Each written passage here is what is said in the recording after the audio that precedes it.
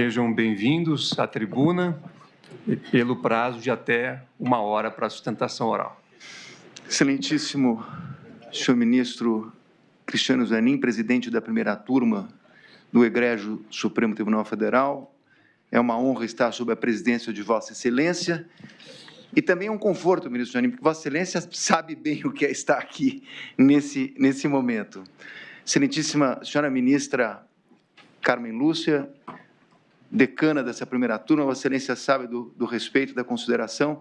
Mais uma vez, cumprimento Vossa Excelência, excelentíssimo ministro Luiz Fux, meus respeitosos cumprimentos a Vossa Excelência também, excelentíssimo senhor ministro relator, ministro Alexandre de Moraes, cumprimento Vossa Excelência com todo respeito, excelentíssimo senhor ministro Dino, também cumprimento Vossa Excelência respeitosamente, cumprimento ao subprocurador-geral da República, as senhoras e senhores presentes. Senhor presidente, nós estamos diante de um julgamento histórico. Histórico pela importância do tema subjacente, a própria acusação, a questão do Estado Democrático de Direito, por envolver um ex-presidente da República, por envolver outras pessoas, generais, por envolver tantas pessoas num processo que tem vários núcleos e que foi cindido. Um processo, senhor presidente, que tem início em relação ao ex-presidente da República, com base numa delação e numa minuta encontrada no celular de uma pessoa que hoje é colaboradora da Justiça. Essa questão, esse é o epicentro, essa é a pedra de toque do processo. É a minuta e a colaboração. Daí em diante, o que aconteceu com a investigação da Polícia Federal e depois com a denúncia do Ministério Público, é, na verdade, uma sucessão inacreditável de fatos. Porque, na verdade, foi achada uma minuta do punhal verde e amarelo, uma minuta, planilha, de uma operação luneta, e como todos nós sabemos, ocorreu o trágico episódio de 8 de janeiro. E o presidente, a quem eu estou representando, foi dragado para estes fatos. Presidente, eu vou demonstrar cuidadosamente, tratando da questão da minuta, ele não atentou contra o Estado Democrático de Direito. E não há uma única prova. Eu vejo aqui os advogados trazendo, olha, esse papel, essa minuta, essa questão, esse depoimento, não há uma única prova que atrele o presidente a punhal verde e amarelo, a Operação Luneta e ao 8 de janeiro. Aliás, nem o delator que eu sustento que mentiu contra o presidente da República, nem ele chegou a dizer participação em punhal, em luneta, em copa, em 8 de janeiro.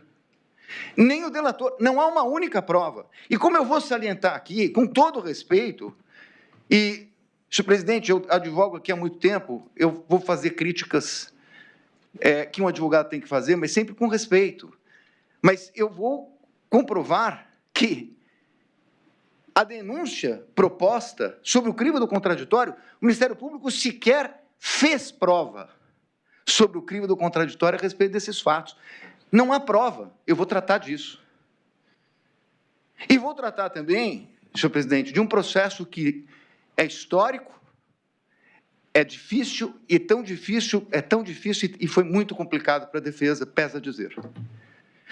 Eu sei que já está decidido, mas a defesa, desde o princípio, entendia que a competência não deveria ser da Suprema Corte, sendo, seria do Pleno. Essa matéria já foi definida, não vou tocar no assunto. Mas houve, efetivamente, com todo respeito, um cerceamento que eu vou demonstrar à luz dos entendimentos do próprio Supremo Tribunal Federal. Além disso, senhor presidente, nós temos uma delação que eu também vou também colocar, que, na verdade, alguém chamou aqui de uma jabuticaba. Não é uma jabuticaba, com todo respeito ao doutor Demóstenes. É muito mais grave, porque a jabuticaba existe aqui no Brasil. A delação, da forma como está sendo proposto, nas alegações finais do Ministério Público, não é uma jabuticaba, é algo que não existe nem aqui, nem em nenhum lugar do mundo.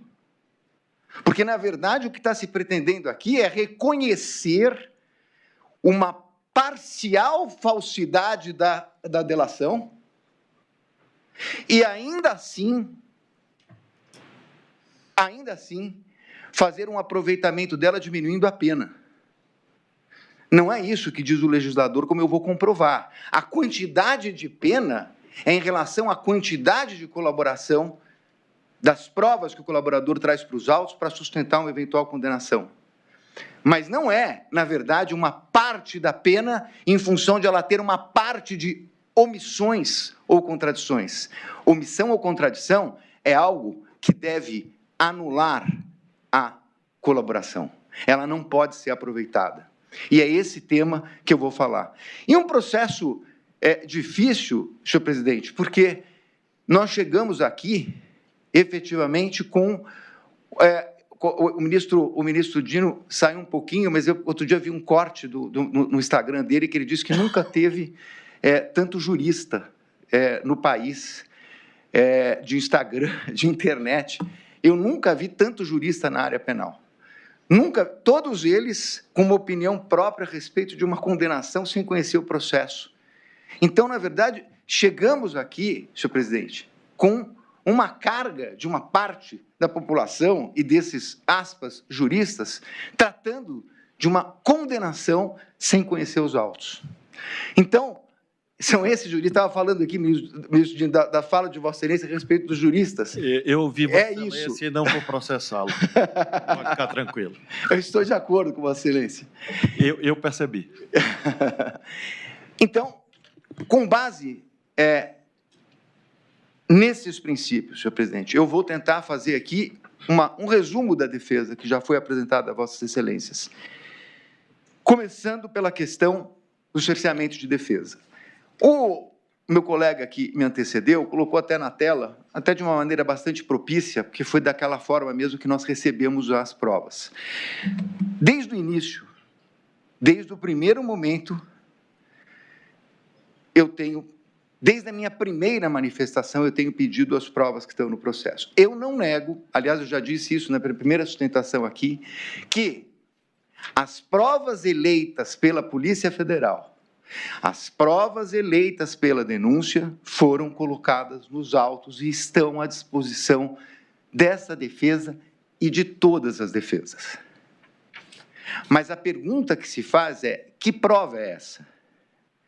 É o recorte de trechos de WhatsApps, conversas de WhatsApps, documentos como um papel, uma agenda, que foram localizados em computadores. São dezenas e dezenas e dezenas de computadores. São dezenas e dezenas e dezenas de celulares. São milhares de documentos apreendidos na sucessão, porque vamos lembrar que nós não estamos falando de um processo. Esse processo reúne uma sucessão de investigações com buscas, diversas buscas contra as dezenas de pessoas, algumas aqui processadas, outras que nem processadas foram. Portanto, ministro, nós temos um conjunto de prova apreendida, que ficou à disposição por anos com a Polícia Federal, que tem um sistema para fazer pesquisa, que tem efetivamente meios técnicos para saber conversa por palavra, por tema. E nós pedimos essa prova. Ela não veio antes do recebimento da denúncia. Vossas Excelências determinaram que ela deveria vir após o recebimento da denúncia. E ela começou a vir. Numa terça-feira, com a instrução que começaria na segunda. Só para lembrar, a instrução aconteceu entre o dia 19 de maio e o dia 2 de junho. Pouco mais de 10 dias. Na quarta-feira, começa a receber, por meio daqueles links da Polícia Federal, a remessa. Sábado, recebe-se um novo e-mail. O processo ainda estava em curso. E nós tínhamos um interesse especial em receber a prova do general Mário Fernandes. Por quê? Por conta do punhal verde e amarelo. Esse era o interesse da prova. E estamos recebendo material, e muito material.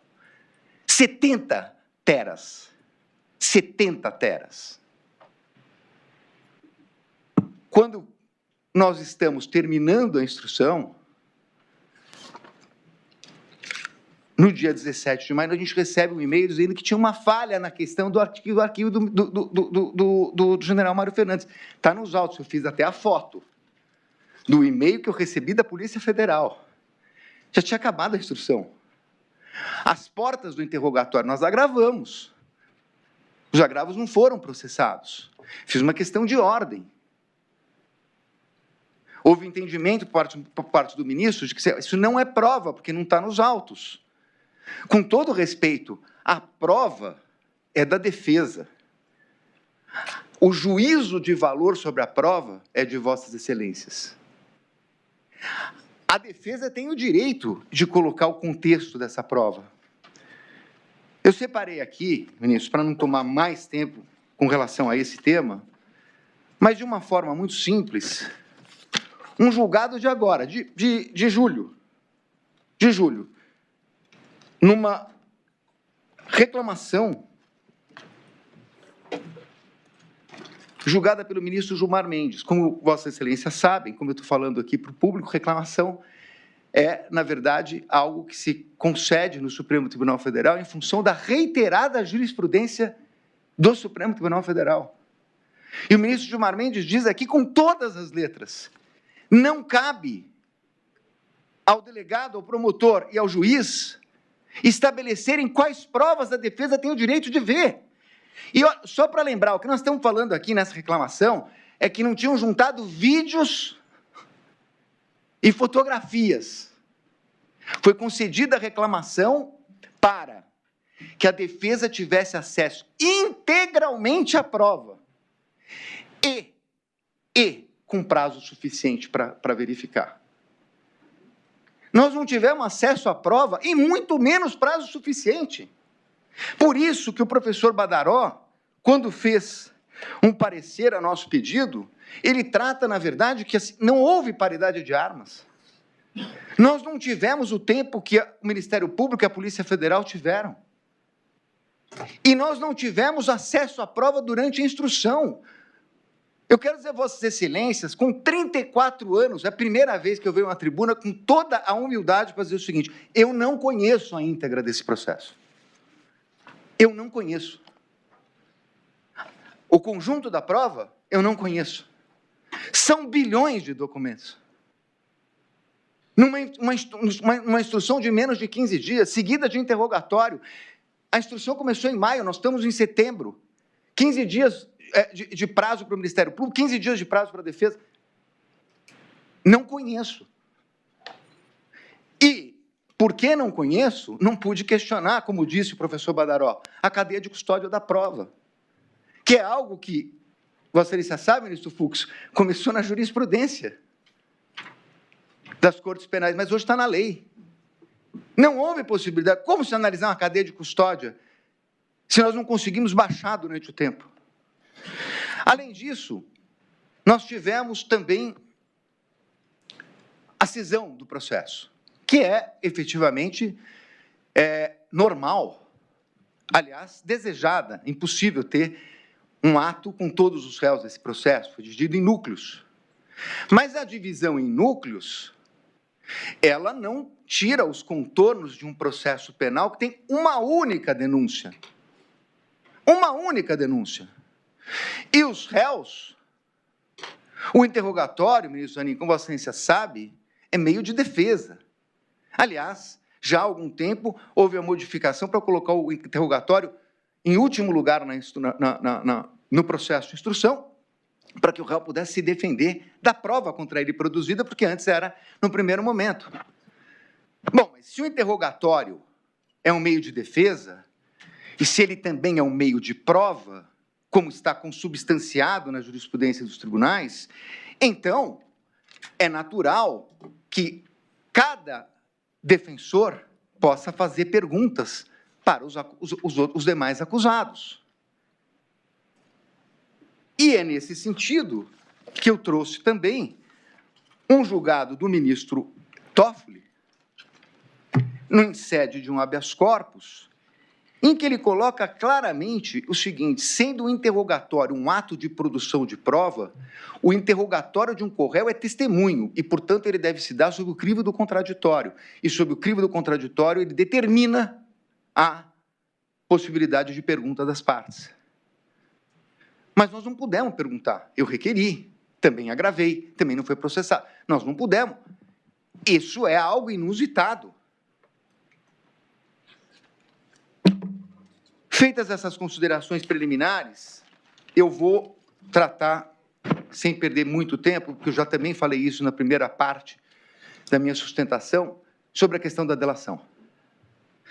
A questão da delação, na verdade, eu não sei se foram 11, 15, 16 depoimentos, ministro Fux, com Vossa Excelência tinha feito a pergunta, é ele que realmente foi chamado para depor 11, 12, 13, 14, 15, 16 vezes. Mas, nas 16 vezes, ele mudou de versão diversas vezes.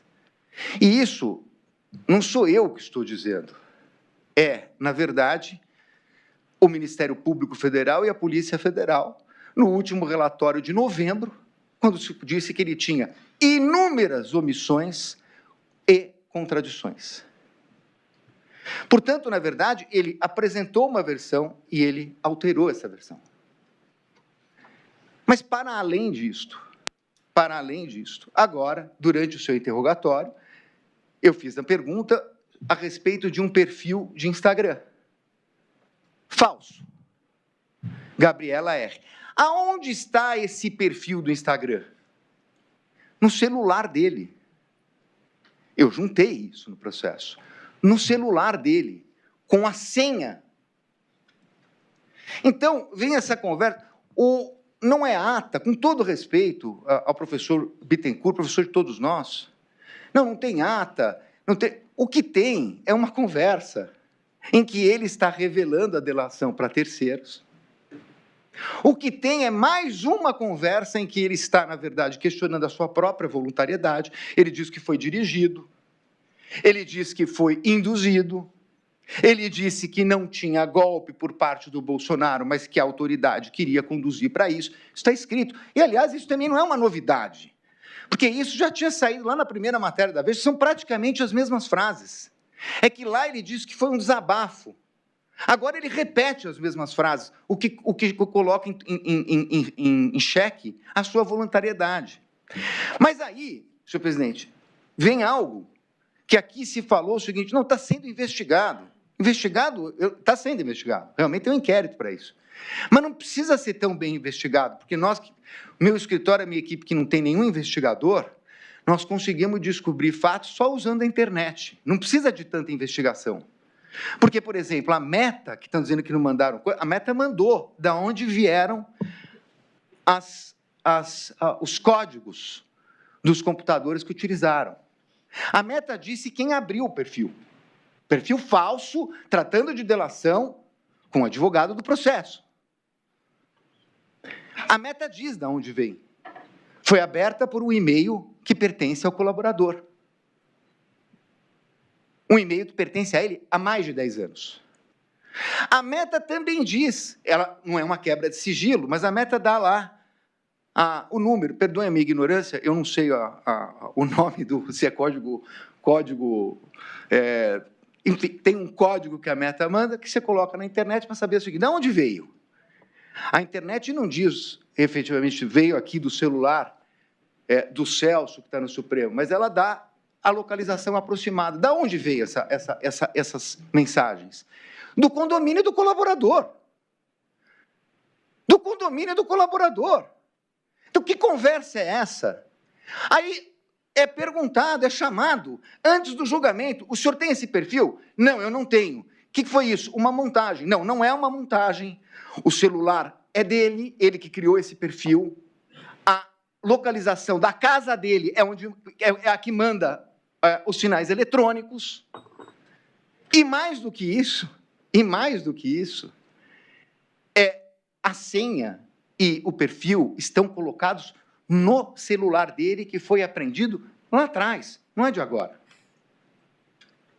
Então, a prova que ele usou isso, ela é absolutamente indiscutível. Se vão fazer investigação para punir alguém, isso eu não sei. Agora, o que mostra isso? Que esse homem não é confiável. Que esse homem não é confiável. É tão simples quanto isso. E aí, o que temos, na verdade? Porque eu estou ouvindo, seja pela imprensa, seja em todos os lugares, tratar-se o seguinte: não, a prova independe do colaborador. A prova independe do colaborador. A Polícia Federal tem todas as provas. Colaborador, ora o colaborador ele era importante antes de ser desmoralizado. Agora que ele está desmoralizado porque pego na mentira pela enésima vez. Não é pela primeira vez, pela enésima vez. E agora com duas questões. Ele rompeu a delação formalmente, porque ele, na verdade, rompeu o contrato, ele mentiu e ele colocou sua voluntariedade em xeque. Mas, da onde surge, e aí vamos falar da questão da minuta, da onde surge a questão de prisão de ministros e prisão do ministro Alexandre de Moraes? Do depoimento dele. A denúncia reproduz isso. A denúncia fala: confirmou o ajuste realizado por Jair Bolsonaro, que mantinha a prisão do ministro Alexandre de Moraes. O tal do enxugar a minuta é do delator. Isso não sou eu que estou dizendo, é a denúncia. Estou citando aqui especificamente a denúncia. Confirmou que recebeu de Felipe Martins a minuta do decreto que detalhava os considerandos. De acordo com o que ele fez adiante, ajustes na minuta, submetendo apenas a prisão do ministro Alexandre de Moraes. Isso aqui é a acusação do Ministério Público, isso aqui é a denúncia. Então, não dá para dizer que ele não tem importância, porque da onde tem essa história de prisão? Mas eu vou adiante.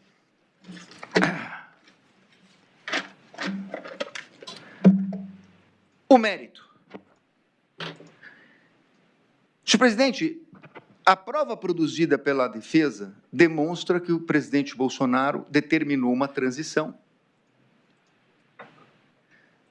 A prova determina que ele, além de determinar uma transição, ele autorizou.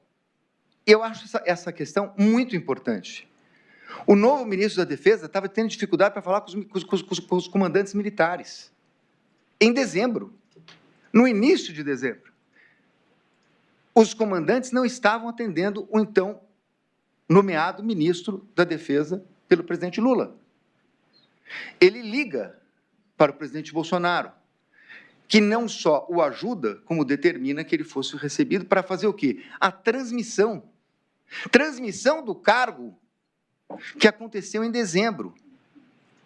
Todas as testemunhas, o governador de São Paulo, senadores, deputados, falam a respeito da transição, que foi efetivamente determinada. Essa é a prova dos autos. Mas nós temos aqui uma acusação, que eu disse no início, que é uma acusação contraditória. Eu já vi, ministro Zanin, Vossa Excelência, tantas vezes quanto eu, que nós sabemos que existe um princípio que a denúncia não pode conter acusações alternativas. Mas nós também sabemos que, embora não possa ter acusações alternativas, elas não são tão raras, elas não são tão incomuns, elas acontecem. E por uma questão até de objetividade, de garantia do processo, não se anula toda denúncia que tem uma acusação alternativa. Deveria, mas não ocorre.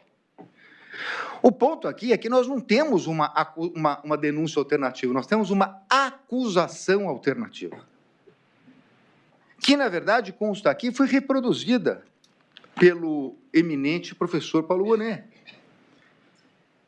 Diz a denúncia: o golpe não se consumou, uma vez que, não obstante tentado, e insistentemente pelos denunciados, não obteve a adesão dos comandos do Exército e da Aeronáutica. O empenho em cooptá-los para o empreendimento criminoso e, portanto, para consumar o golpe, assumiu diversas formas, envolvendo ataques virtuais aos militares de alta patente que mantiveram, enfim, as Forças Armadas fiéis à vocação democrática. O golpe tentado não se consumou pela fidelidade do Exército, não obstante o desvirtuamento de alguns de seus integrantes.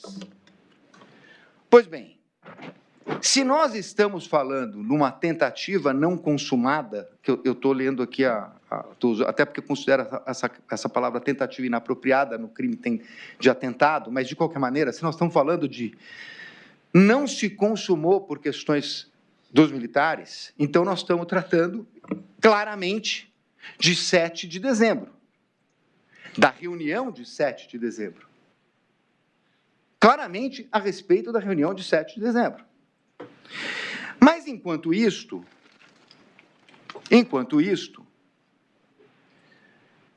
no dia 12 de novembro, há uma reunião dos quides pretos, chamados quides pretos, uma suposta reunião com o general Braga. No dia 14 de novembro, mensagens de Mauro Cid sobre estimativa de gastos. Questão da Copa. Rafael Martins encaminha o documento Copa 22, em 15 de novembro. E estamos tratando de 15 de dezembro, ação dos quides pretos com uma realização de ação clandestina chamada Copa 22. Bom, então, nós precisamos definir em algum momento, já que isso aconteceu na denúncia e agora acontece nas alegações finais, qual o plano que o presidente tem que se defender. Ele foi acusado pelo delator na questão dos comandantes do Exército, reunião de 7 de dezembro. Mas se não se consumou, palavras do Ministério Público, quando se diz que não consumou? No dia 7 de dezembro. Isso foi insistentemente obtido na instrução, inclusive na oitiva do general e do brigadeiro. Se em 7 de dezembro não se consumou, porque o Exército não teria respaldado a tal ação, o que estava acontecendo no dia 15 de dezembro? Claramente, nós estamos falando de outra coisa. Então, se a acusação levou uma minuta, como disse o procurador, que eu vou provar que não é uma minuta, para os comandantes do Exército, e eles não apoiaram, e aí, portanto, não teria tido o golpe, o que estava acontecendo no dia 15 de dezembro? Aonde está o 8 de janeiro? Porque, então, na verdade, nós estamos falando de sucessão. Era um golpe, passou a ser outro e passou a ser outro?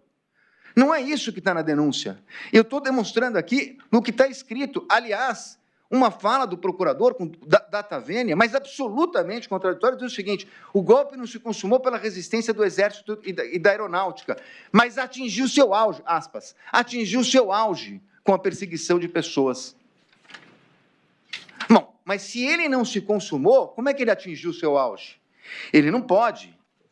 Então, e aí eu explico muito facilmente. Porque, na verdade, o presidente Bolsonaro não tem absolutamente nada a ver com punhal verde e amarelo, com Copa 22, com absolutamente nada com 8 de janeiro. Absolutamente nada com 8 de janeiro. Senhor presidente, no relatório do eminente relator, constou que nós tivemos, em relação a 8 de janeiro, nós tivemos 682, 683 julgamentos do 8 de janeiro. Eu peguei para colocar nas alegações finais com as alegações do Ministério Público, fazendo um confronto de denúncia. Nós estamos tratando de crime multitudinário, que, segundo a doutrina, seria o crime de uma espécie de alma coletiva, de um estouro em que uns copiam os outros, crime multitudinário, que me parece que foi o entendimento dessa primeira turma para esses casos de 8 de janeiro. Para além de não haver provas, para além de não haver qualquer tipo de provas, nós temos uma questão de ordem jurídica. A instigação no direito penal, seja do ponto de vista doutrinário, seja do ponto de vista jurisprudencial, e o professor Oswaldo Dweck, que fez um parecer para a defesa que foi juntado aos autos, trata disso com muita propriedade, professor titular da Pontifícia Universidade Católica de São Paulo, determinando que instigação se dá para pessoa ou pessoas determinadas em relação a fato ou fatos determinados. Essa é a possibilidade jurídica de instigação. Então, o Ministério Público, apesar de não falar diretamente, é outro problema da denúncia e das alegações finais, está acusando de uma instigação a ato de 8 de janeiro para pessoas indeterminadas e para fatos criminosos indeterminados. Juridicamente, essa acusação não é possível. Juridicamente, essa acusação não é possível. Antes de sair do Brasil, o presidente, não vamos achar que o mundo vai acabar. Vamos para o tudo ou nada? Não. Não tem tudo ou nada. Não é o caso de ficar atacando instituições ou grupos.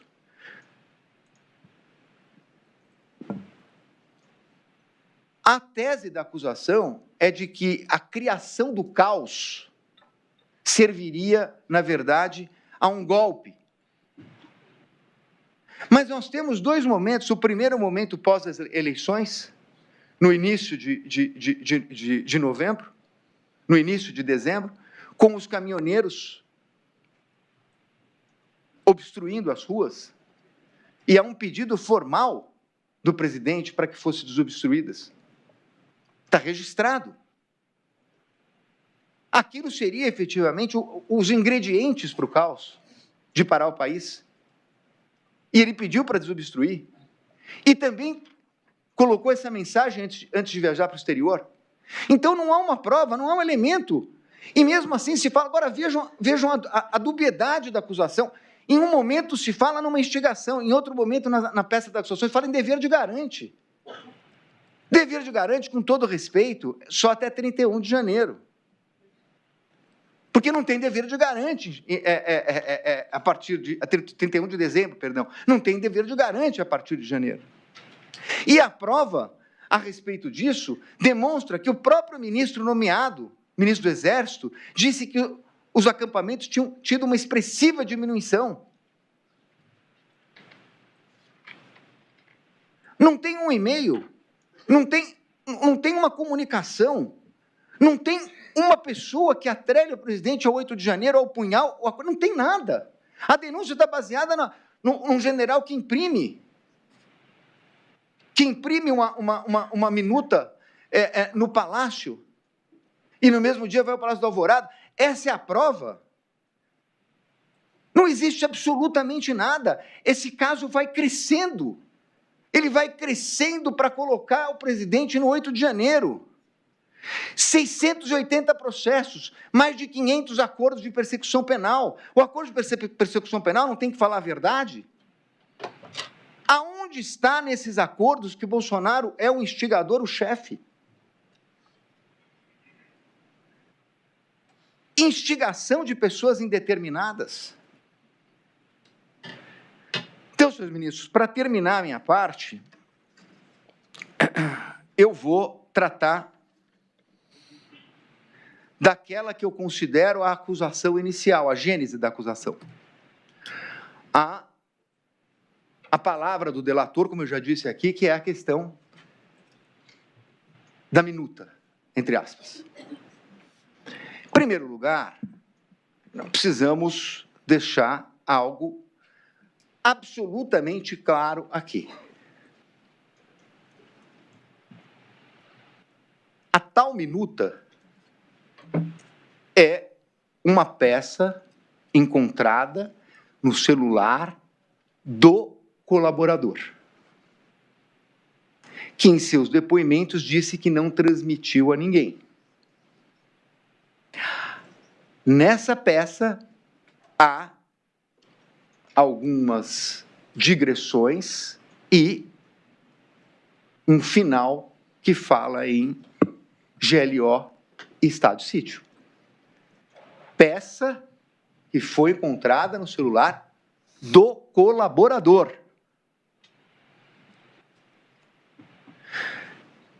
O Ministério Público sustentou na denúncia, na primeira sustentação oral do recebimento, nas alegações finais e aqui, que essa minuta foi encontrada na sede do PL, na mesa do presidente Bolsonaro. Na época, foi feita, inclusive, uma ata notarial do Dr. Paulo, enviando para o presidente a tal minuta do CID, encontrada no celular do CID. Se ele tivesse, me parece que ele não precisava receber aquilo. Mas há uma ata notarial. E chega a ser pueril imaginar que ele foi para os Estados Unidos, voltou e deixou uma minuta na mesa. Ele, na verdade, tem uma conversa entre cliente e advogado que foi mandado para ele. Então, em primeiro lugar, é isso. Em segundo lugar, o presidente disse, como disseram o ministro do Exército e o brigadeiro, chefe da Aeronáutica e chefe do Exército, general e o brigadeiro, que houve uma conversa no dia 7/12. Houve uma conversa no dia 7/12. Doutor, me perdoe, apenas porque eu fiquei em dúvida. Vossa Excelência alude o tempo todo a ministro do Exército. Como esse ministério não existe, o senhor está falando de quem exatamente? Eu estou falando do chefe do Exército, me desculpe. O Freire Gomes. Então. Freire Gomes, perdão. Obrigado. Eu tô... É porque eu fiquei na dúvida. O ministro da Defesa. O ministro da Defesa, mas você tem razão. Eu estou falando do chefe do Exército e do chefe da Aeronáutica obrigado. Na reunião do dia 7. Sendo importante dizer que o chefe da Aeronáutica não estava em dezembro, porque ele viaja no final de novembro e, portanto, em dezembro o chefe da Aeronáutica não estava. Mas, como quer que seja, houve uma reunião com o ministro da Defesa, agora sim, vocês têm razão, com o ministro da Defesa e com o chefe do Exército. Pois bem,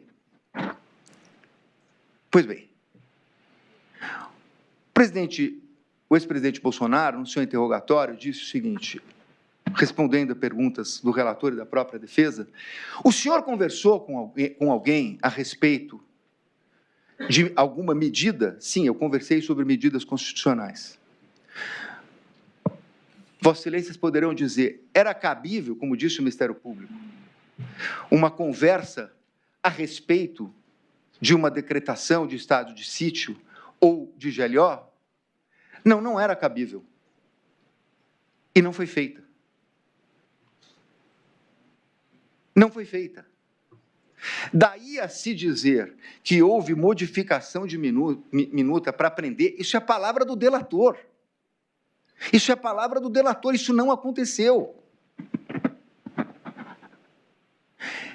Então, senhores ministros, nós precisamos, com a importância que tem esse julgamento, tratar a respeito dos artigos que estão na denúncia, o 359 LM. Porque aqui o procurador está falando de um iter criminis distendido. Na verdade, é uma distensão que bate o recorde mundial, porque, na verdade, nós estamos falando de algo que nunca foi visto, de um iter criminis que dura mais de ano. Pois bem, ambos os artigos tratam de violência ou grave ameaça. Com todo respeito, como disse o professor Dweck, não é possível do ponto de vista jurídico. E agora, ministro, senhores ministros, eu vou encampar a tese da acusação. Encampar a tese da acusação. Da discussão de 7 de dezembro com o chefe do Exército, com o chefe da Aeronáutica, o ministro da Defesa, o da Aeronáutica não estava, mas eu vou encampar a tese do Ministério Público. O início de execução, nós estamos falando de um crime tentado, de atentado. E, portanto, na verdade, a mera tentativa é que configura a própria consumação do delito. Um crime de atentado. Mas esse crime de atentado não é porque de atentado que ele não tem um início de execução. Ele tem um início de execução. Ele tem um primeiro ato de execução. O que se quer, na verdade, aqui é dizer que a reunião, a live que deu margem à investigação do TSE, a reunião ministerial, a reunião com os embaixadores e a reunião de 7 de dezembro, estes fatos seriam, na verdade, o início de execução do crime de atentado. Mas sem violência e grave ameaça? Aonde está a violência ou grave ameaça? Dir-se-á, bom, mas se houver a violência física, a grave ameaça física, o golpe estará consumado. Mas não é por isso que nós não temos, porque qualquer delito no direito penal tem o início da execução. Nós temos que ter um início da execução.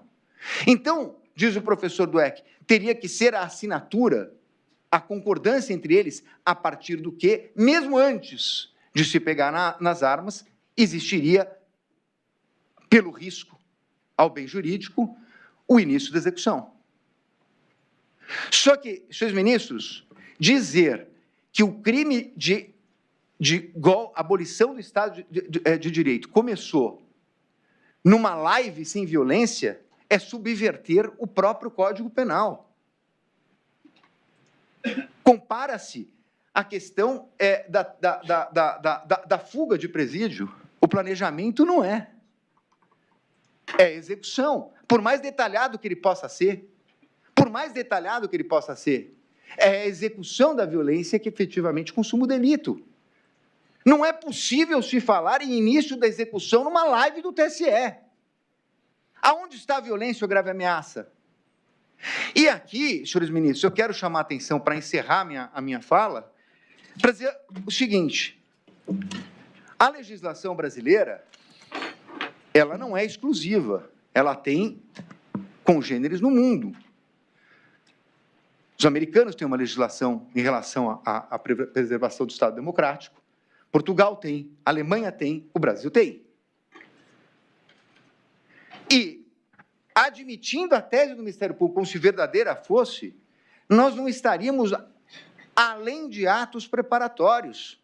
E quero dizer a Vossa Excelência, que Vossa Excelência bem sabem, ministro Dino, que já foi do Congresso Nacional, governador, e agora ministro, ministra Carmen Lúcia, que está no TSE, acompanha todas as questões legislativas, foi discutida a questão aqui no Brasil dos atos preparatórios. Nos Estados Unidos existe a questão da conspiração. Em Portugal, os atos preparatórios. Na Alemanha, os atos preparatórios. Atos preparatórios sem violência. E o Brasil analisou isso no Congresso. Mas, por uma opção legislativa, eles não foram tipificados. Está no projeto de lei. Portanto, se alguém dissesse a reunião com os embaixadores, a reunião de 7 de dezembro, tem que ser considerado um ato preparatório, mas isso fere o princípio da taxatividade, a pedra de toque do direito penal. Não se pode punir um ato preparatório. Então, senhores ministros, eu quero encerrar dizendo o seguinte: uma pena, uma cogitação de pena para além de 30 anos, para um fato específico, que foi trazido por um delator, que é a reunião de ministros de Estado, de novo estou confundindo, do ministro de Estado, dos chefes das Forças Armadas, e um presidente da República, sem nenhum ato, sendo que o general, que é citado como testemunha de acusação, num procedimento de acareação, respondendo a uma pergunta do ministro Luiz Fux, diz claramente: nós tivemos aquela conversa e depois daquela conversa o presidente nunca mais tocou naquele assunto. O assunto foi encerrado na conversa de 7 de dezembro. Então, o assunto encerrado, gerar uma pena de 30 anos não é razoável. O que está acontecendo é, numa tese trazida pela Polícia Federal, pelo Ministério Público Federal, é trazer para algo que fala de crimes contra a vida, de eliminação de pessoas, de assassinato de pessoas, e do 8 de janeiro, que não precisamos dizer o que foi. São esses dois fatos que trazem o contorno para uma acusação tão grave. E nesses não há prova. Agradecendo a atenção de Vossa Excelência, eu vou passar a palavra para o meu colega. Muito obrigado, senhor presidente. Obrigado. Excelente, senhores ministros e ministra, membros da mesma, doutor representante do Ministério Público Federal, agradeço a atenção de Vossas Excelências e dou continuidade à fala do meu colega, do meu antecessor, doutor Celso Sanches Vilardi. Inicialmente, gostaria de observar as questões relacionadas diretamente à imputatio delicti, que são o baricentro desta acusação. De fato, a acusação gravita em torno da imputação do crime de golpe de Estado ou de abolição violenta do Estado Democrático de Direito. Ambos esses delitos, Excelências, eles têm, na sua configuração, na sua elaboração, no seu enunciado do tipo penal, um traço comum, que é a forma vinculada. Ambos exigem que a conduta seja desenvolvida só e somente mediante atos de violência ou grave ameaça. Essa exigência, ela representa, na essência, uma garantia ao próprio cidadão, especialmente em crimes de conteúdo político, como no caso vertente. E isso por quê? Vejam, Vossas Excelências, temos ali o crime de golpe de Estado. Tentar depor, mediante violência ou grave ameaça, o governo legitimamente constituído. Se nós subtraíssemos essa oração explicativa, onde é colocada a violência ou grave ameaça como conduta pré-estabelecida, teríamos um tipo penal redigido da seguinte forma: tentar depor o governo legitimamente constituído. Ou seja, teríamos um tipo penal extremamente aberto e com uma perigosa amplitude, notadamente em delitos políticos. Nós sabemos que em situações como essas, em que o tipo penal não obedece ao princípio da certeza, corolário do princípio maior, que é o princípio da legalidade, ficamos sujeitos a, em momentos de instabilidade política, vermos um tipo penal transformado em arma. Imagine, Excelência, se tivéssemos o tipo penal desconsiderando essa forma vinculada, estaríamos sujeitos a processar e condenar indivíduos que fossem se manifestar pelo pedido de impeachment de presidentes da República, como aconteceu no passado. O Código Penal soviético, é conhecida essa história na doutrina de direito penal, previa um tipo penal exatamente desta forma, atentar contra o Estado soviético. E é conhecida a história, Jimenez de Assua conta, do indivíduo que foi processado e condenado sob essa acusação, simplesmente por urinar na parede do Kremlin. É extremamente perigoso que desvinculemos, e o que a denúncia hoje tenta fazer é desvincular a forma vinculada que o delito estabeleceu como garantia ao cidadão. Ora, aonde está? Por mais que nós tenhamos aqui uma denúncia exaustiva, estendida, que vem, que utiliza e emprega adjetivos fortes, e foi o que se fez, não é possível tergiversar e acreditar que, em algum momento, há um elemento que aponte ao ex-presidente Jair Bolsonaro um ato violento ou um ato de grave ameaça, atendendo, assim, à exigência do tipo penal. Uma live realizada em 2021 é um ato violento ou uma grave ameaça?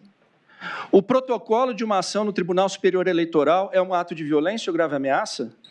Uma reunião com comandantes de forças, onde se discutiram mecanismos constitucionais, é um ato de violência ou grave ameaça? Evidentemente que não, Excelências. O que a denúncia pretende, o que a acusação pretende, é emprestar uma expansão ao tipo penal que o legislador não deu. É alcançar fatos que o princípio da legalidade e da reserva legal não alcançaram. O que se está aqui, e aqui a minha fala tangencia a do Dr. Celso Vilardi, é pretender dar-se tipicidade, punir-se meros atos preparatórios.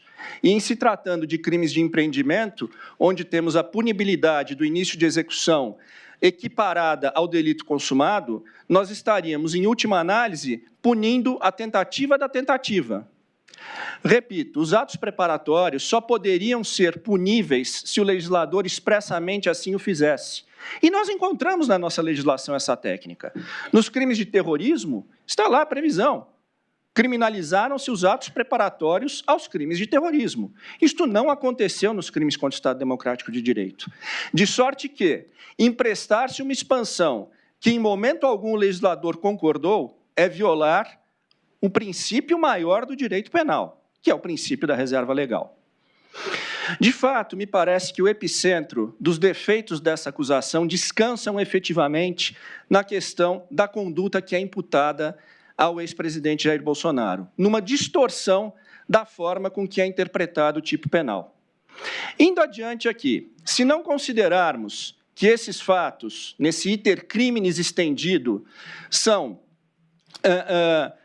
atípicos ou meramente atos preparatórios, se superarmos esta interpretação, esta linha de interpretação, é necessário ainda analisar-se a questão sob o ponto de vista do Instituto do artigo 15 do Código Penal. E observo que essa é uma consideração de caráter estritamente subsidiário para que não se diga que o ex-presidente pretendeu cometer algum crime e simplesmente retornou. Não. É uma constatação subsidiária e de cariz objetivo. Vejam, Vossas Excelências, se a denúncia sustenta que o início de execução dos crimes apontados se deu por ocasião da reunião do presidente Bolsonaro no final de dezembro com os comandantes de força, não ministros, com os comandantes de força... Doutor, me perdoe, final de dezembro, qual reunião é essa? As reuniões final de 2022. Ah, tá. Novembro, dezembro de 2022. O senhor fala da mesma do doutor Celso, então. Exatamente. Obrigado. Onde teria se discutido a questão das minutas. A do dia 7, no caso. Isso. Ok, obrigado.